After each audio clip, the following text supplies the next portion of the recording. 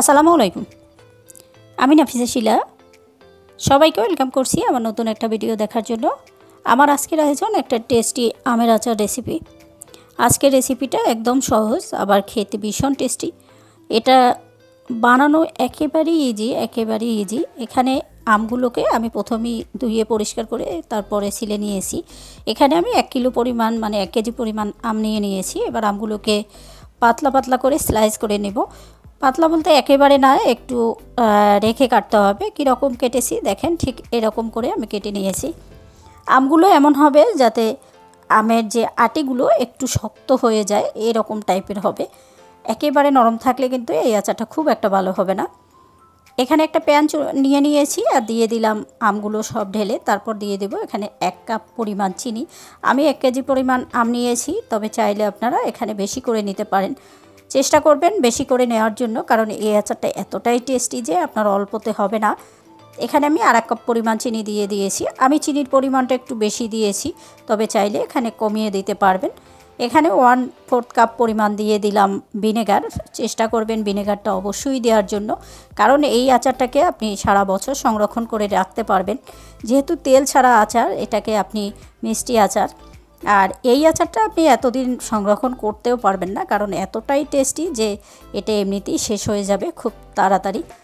হাত দিয়ে মেখে নিলাম। চাইলে আপনারা কিন্তু এটাকে না মেখেও রেখে দিতে পারবেন। এটাকে কিন্তু আর রেস্টে রাখতে হবে। খুব সুন্দর করে এটাকে পুরোটা মিশিয়ে দিয়ে তারপর ঢাকা দিয়ে রেখে দেব 1 ঘন্টার জন্য। 1 ঘন্টা পরে আমি ফিরে আসছি। দেখেন আমটা একেবারেই কি একটু চুপসে গেছে, এখানে আমটার ভিতরে চিনিটা ঢুকে গেছে এরকম আর কি। আর দেখেন চিনির থেকে পানি ছেড়েছে, একেবারেই অনেক পানি। এখানে কিন্তু কোনো রকম পানি দেওয়া হয়নি, পুরোটাই কিন্তু চিনির পানি। চিনিটা গলে তারপর এরকম হয়েছে। এবার আমরা চুলাতে চলে যাব, আর চুলায় বসিয়ে দিয়েছি, চুলাটাও জ্বালিয়ে দিয়েছি। একটু নেড়ে দেব, তবে এই আচারটা অনেক বেশি নাড়ানাড়া করতে হবে না, নাড়াচাড়া করতে হবে না, কারণ আমগুলো কিন্তু আস্তই থাকবে, এখানে কোনো রকম ভেঙে না যায়, সেটা অবশ্যই খেয়াল রাখতে হবে।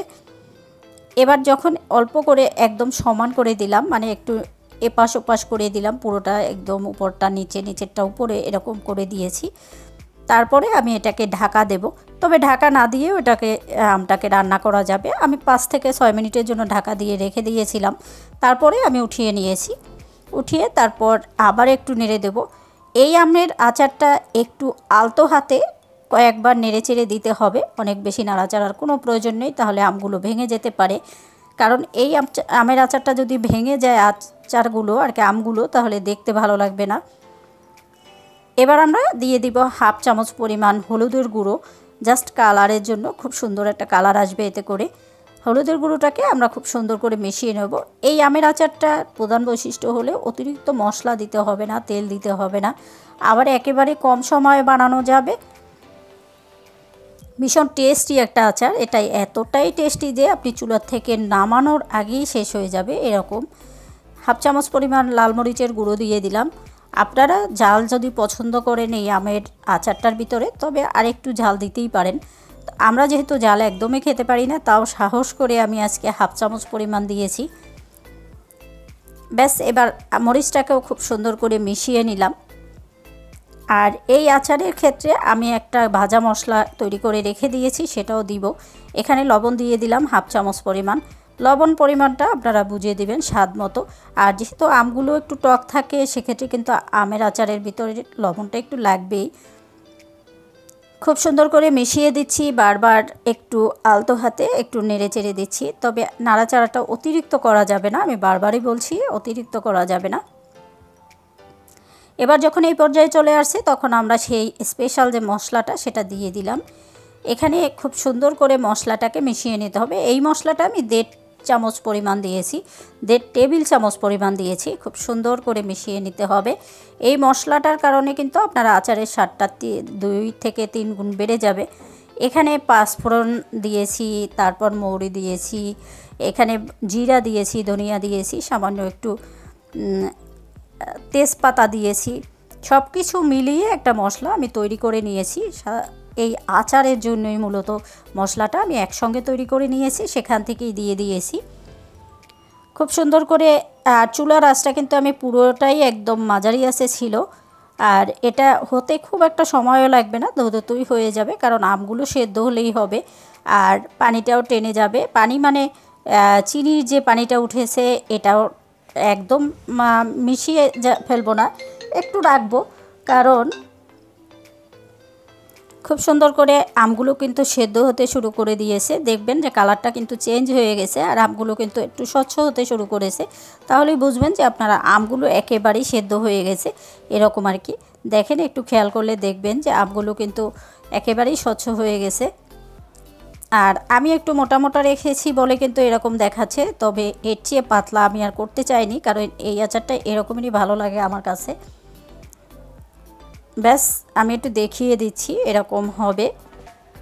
আপনি চাইলে এই পর্যায়ে উঠিয়ে নিতে পারেন, কারণ এই যে পানিটা, এটা পানি না, কিন্তু চিনির পানি। এই চিনিটা কিন্তু আপনি যখন উঠাবেন তখন আরও কমে যাবে, তবে আমি আরেকটু কমাবো, আরেকটু কমিয়ে তারপরে উঠাবো। আর এই পর্যায়ে কিন্তু আর মশলাও দিতে হবে না, আমি আগেই বলেছি অতিরিক্ত মশলা এটা দরকার নেই। অল্প মশলাই এই আচারটা অনেক বেশি সুস্বাদু হবে। আমাদের আচারটা কিন্তু একদমই হয়ে গেছে, একটু খেয়াল করলে দেখবেন যে কতটা সুন্দর হয়েছে, দেখতে কতটা ইয়ামি লাগছে। আর একেবারেই কিন্তু ভেঙে যায়নি, প্রত্যেকটা আম একদম আস্ত রয়ে গেছে। এরকমেরই হবে এই আচারটা, বেশি ভেঙে ফেলা যাবে না, মানে ভেঙে ফেলাই যাবে না, তাহলে এটা দেখতে ভালো লাগবে না। এই আচারের বৈশিষ্ট্যই এটা। ব্যাস, আমাদের আচারটা তৈরি হয়ে গেছে। চুলাটা বন্ধ করে দিব এবার। চুলাটা বন্ধ করে দিয়ে আমরা ঠান্ডা হতে রেখে দেব। চুলাটা বন্ধ করে দিয়েছি আমি, আর ফাইনাল লুকটা আপনাদেরকে দেখাবো। দেখেন, ঠিক এরকম হবে, দেখতে ভীষণ সুন্দর লাগছে, একেবারেই সুন্দর লাগছে।